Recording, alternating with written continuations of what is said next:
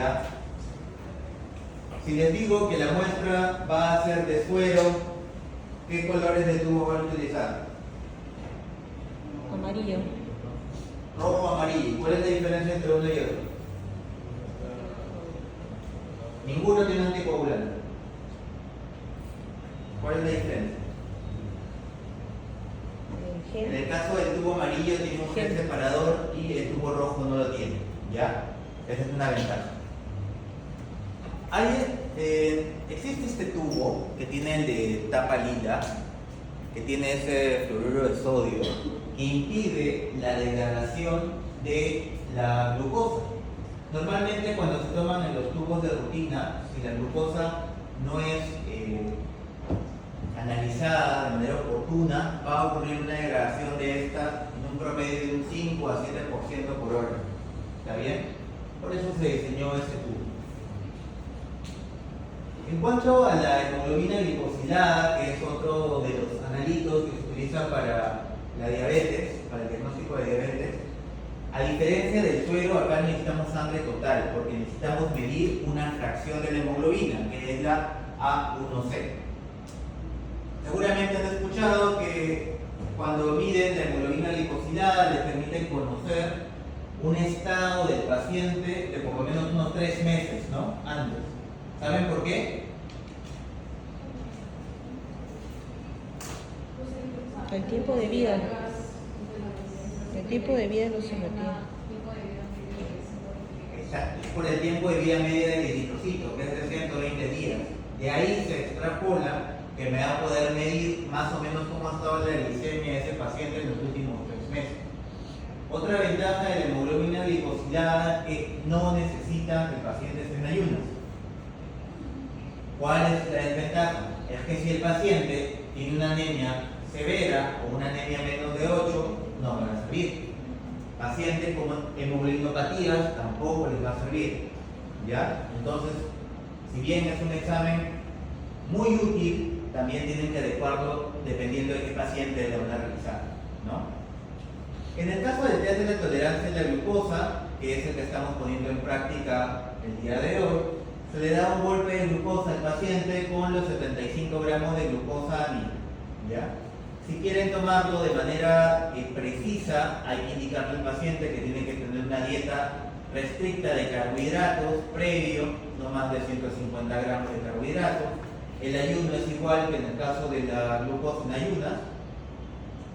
Y en el caso de los fármacos también hay que limitarlos. Este es un cuadro del Up-to-Date que en realidad ya ustedes lo deben saber, la diferencia entre un paciente de diabetes tipo 1 y diabetes tipo 2, ¿no? En nuestra realidad es mucho más común los pacientes con diabetes tipo 2. ¿Cuáles son las características clínicas de este paciente? Es un paciente mayor de 25 años, es un paciente con sobrepeso, su fisiopatología es diferente, ¿no? ¿Cuál es la fisiopatología de la diabetes tipo 1? Muy bien, hay una destrucción de las células pancreáticas y por ende no hay insulina. ¿Por qué? Porque hay anticuerpos que destruyen estas células. Entonces eso también lo vamos a observar. En uno va a haber anticuerpos, en el otro no va a haber anticuerpos. Uno va a ser insulino dependiente, el otro no. Mientras que en uno va a haber resistencia a la insulina, en el otro no lo va a haber. Por eso que el tratamiento es diferente. Y también hay una historia familiar diferente entre cada uno, ¿no? En la diabetes tipo 2 hay alto porcentaje de antecedente familiar y el riesgo de cetocidosis diabética es más común en qué diabetes? Tipo 1, ¿ya? No quiere decir que la diabetes tipo 2 no pueda desarrollar cetocidosis diabética, sí puede desarrollar. Los criterios de la ADA, que ya se lo saben, deberían saber, ¿no? Hemoglobina glicosilada, ¿más de cuánto? 6.5. Glucosa en ayunas, ¿más de cuánto? Después del golpe de glucosa, la postprandial a las 2 horas, ¿más de cuánto? Más de 200. O una glucosa al azar, más de 200, en un paciente con sintomatología. Si uno de estos criterios le sale alterado, obviamente obviando el de la glucosa al azar, deben repetir la prueba para catalogar a su paciente como diabético. al menos que en esa misma consulta le hayan solicitado dos pruebas diferentes. Ejemplo, le han pedido una glucosa en ayunas, sale alterado, sale por encima de los 126, tienen que pedirle de nuevo una glucosa en ayunas y esta tiene que salir anormal para catalogar al paciente como diabético. O que en otro escenario, que en ese momento le hayan pedido una hemoglobina glicosilada y una glucosa en ayunas y ambas hayan salido alteradas. Ya tienen dos. ¿Se entiende? O repiten o piden dos. También es importante que recuerden los criterios de prediabetes porque se recordará la semana de enzimas cardíacas, también es un factor de riesgo ya la prediabetes de riesgo cardiovascular. ¿Sí? Acá ya los rangos son diferentes. En el caso de la glucosa en ayunas está entre 100 a 125, la postprandial después de ese golpe de glucosa está entre 100, entre 140 y 199 y entre 5.7 a 6.4 en la hemoglobina glicosilada. Estos pacientes requieren que les haga un control por lo menos una vez al año. ¿Ya? ¿Y en qué pacientes ustedes van a solicitar una glucosa? Pacientes de más de 35 años tienen que tener al menos un estudio de glucosa. Pacientes con sobrepeso con algún factor de riesgo que les está dando ahí. Esta es una tabla sacada de la UpToDate. Antecedente familiar, raza, enfermedad cerebrovascular, hipertensión, dislipidemia, síndrome ovario poliquístico, que no tenga actividad física o que tenga alguna característica clínica que les indique RC0, como es la acandosis clínica, por ejemplo. Pacientes con prediabetes, ya hemos visto los criterios, los que les he mencionado en la diapositiva anterior. Pacientes con antecedentes de diabetes gestacional, ya les he mencionado, mayor de 35 años. Y si los resultados salen normales, tienen que repetir cada 3 años. ¿Ya? Esto es lo que vamos a hacer el día de hoy. Esta es la segunda parte de su práctica. En los tubos que ven ahí al costadito, vamos a hacer estas curvas. ¿Ya? Este es un test de tolerancia a la glucosa medido en alpasal, a los 30 minutos, a los 60, 90 y 120. ¿Está bien? Entonces, ven que tenemos tres tipos de pacientes. Un paciente sin diabetes, un paciente con prediabetes y un paciente diabético. Todos inician su basal con una distinta carga de glucosa basal, ¿sí o no? Vemos que a estos pacientes se le da un golpe de 75 gramos de glucosa y llegan al pico a la hora. A la hora generalmente todos estos pacientes van a llegar a su pico máximo de glucosa. 140 en el caso del paciente sano, 190 en el caso del paciente con prediabetes y 260 en el caso del paciente diabético. Esto es un ejemplo, ¿ah? No significa que todos los pacientes van a llegar a ese valor. Ya es un ejemplo. ¿Por qué? Porque miren a las 2 horas cuando llega, el paciente sano ha logrado recuperar su valor basal casi de glucosa hasta el 90, 140 con el paciente de prediabetes. Recuerden que el criterio para prediabetes es entre 140 y 199, mientras que el paciente con diabetes está por encima de los 200. ¿Está bien? Esto es lo que van a graficar en la segunda parte de su práctica y van a indicar frente a qué tipo de paciente están y qué exámenes adicionales de solicitar. Otra consulta que seguramente van a hacer ya cuando lleven la rotación de endocrino, seguramente van a entrar en más detalles. ¿Cuánto de glucosa debería llegar un paciente con tratamiento de hipoglucemia? ¿Ya? En el contexto de un paciente diabético. Están los criterios de la ADA del 2024 que nos brindan rangos mucho más específicos, como que tenga una glucosa en ayunas menos de 130, o una postprandial menos de 180, o una hemoglobina glicosilada menos de 100. En la ADA del 2025 cambia un poco este escenario y nos dice de que es un poco más flexible en base a la hemoglobina glicosilada, pero hay que adecuarlo al contexto del paciente. Estamos frente a un paciente que tiene actividad física, si es un paciente adulto mayor, si es un paciente que tiene alguna comorbilidad, se va a ir modificando el objetivo de la hemoglobina glicosilada en estos pacientes. Ahora, esto es solamente para que tengan conocimiento, no es para que se lo aprendan. Seguramente cuando lleven la parte de endocrinología lo van a ver en mayor detalle. ¿Está bien? Esto también les pongo para que conozcan, en el caso de las gestantes, son criterios independientes, esa parte. Para una gestante no se utilizan los mismos criterios que para un paciente que hemos visto en los criterios de la anterior. En este caso, a las gestantes se le evalúa entre la semana 24 y 28 de gestación y se le da también ese golpe de glucosa de 75 gramos y se evalúa esta glicemia a la hora y a las 2 horas.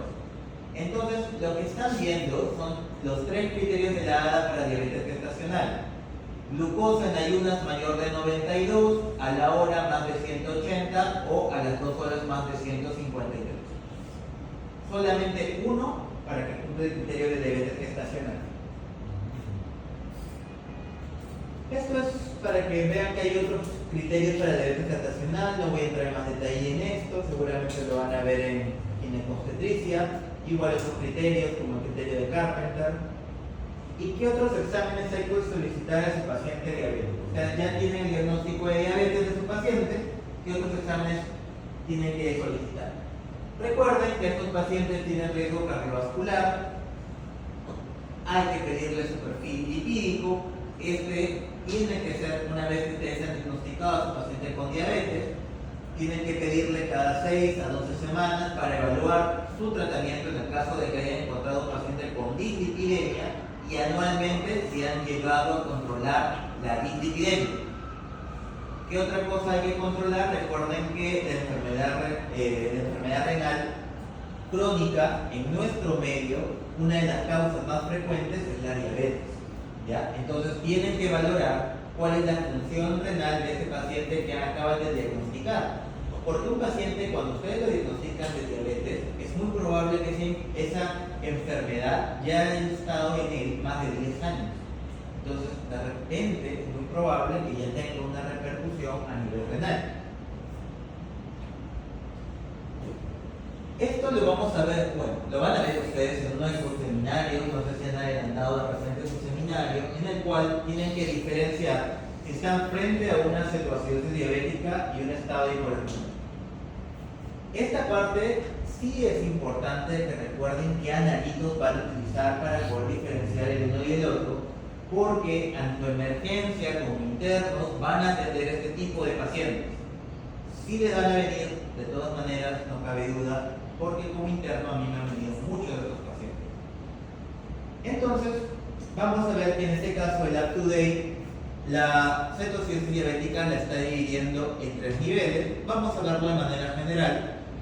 Y en el caso del estado hiperosmolar, solamente uno. Primero, vamos a diferenciar en cuanto al valor de la glucosa. El valor de la glucosa en un paciente con estado hiperosmolar es por encima de los 600. Diferencia con el caso de los pacientes con cetoacidosis diabética, generalmente están por encima de los 200 y es muy raro que llegue un valor de 600. Por ejemplo, en un paciente con estado hiperosmolar es muy probable que lleguen a su emergencia, ustedes utilicen su glucómetro y les aparezcan las letras HI de HI. El aparato no puede medir la cantidad de glucosa que tiene su paciente. Como el mismo nombre de la complicación le dice, cetoacidosis diabética, este paciente va a tener un pH disminuido, menos de 7.3, a diferencia del paciente con estado hiperosmolar, que en realidad es muy raro que baje su pH. ¿Está bien? Entonces, para medir un pH, ¿qué examen van a pedir? Un agua. Entonces, estos pacientes ya tienen que, una vez que ha llegado a su emergencia, ya, tengo que pedirle una glucosa en suero, tengo que pedirle un agua. ¿Qué más me va a permitir diferenciar el uno y otro? Las cetonas. ¿Cuál creen que ustedes es el examen más fácil para solicitar unas cetonas? En orina. ¿Qué examen pedirían? Examen completo.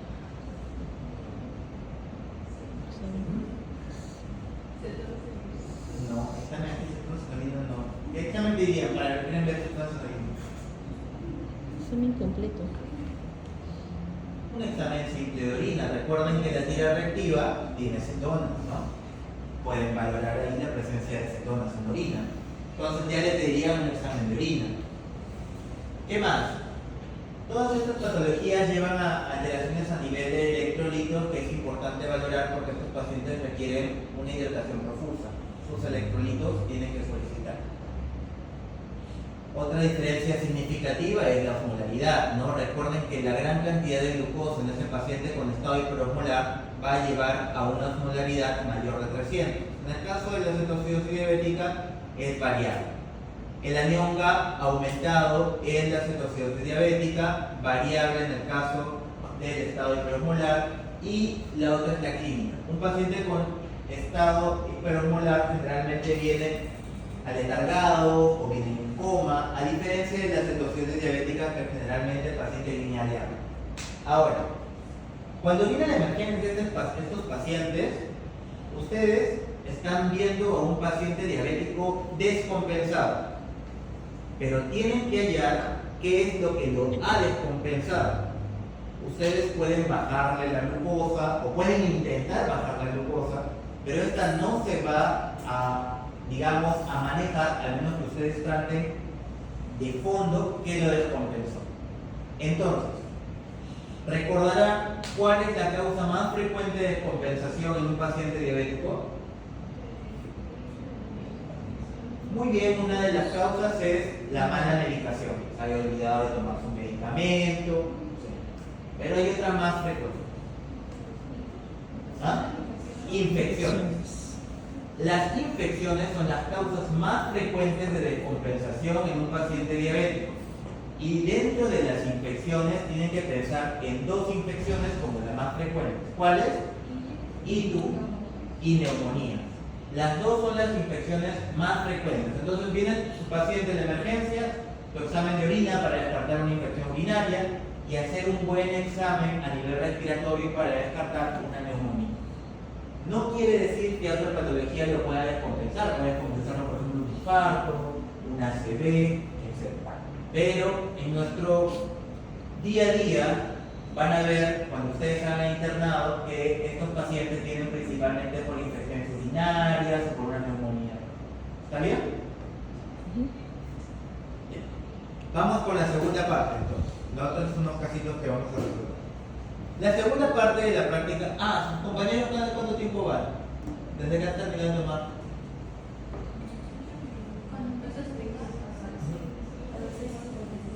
17 minutos, 18. Ya, a la media hora toca su segundo examen.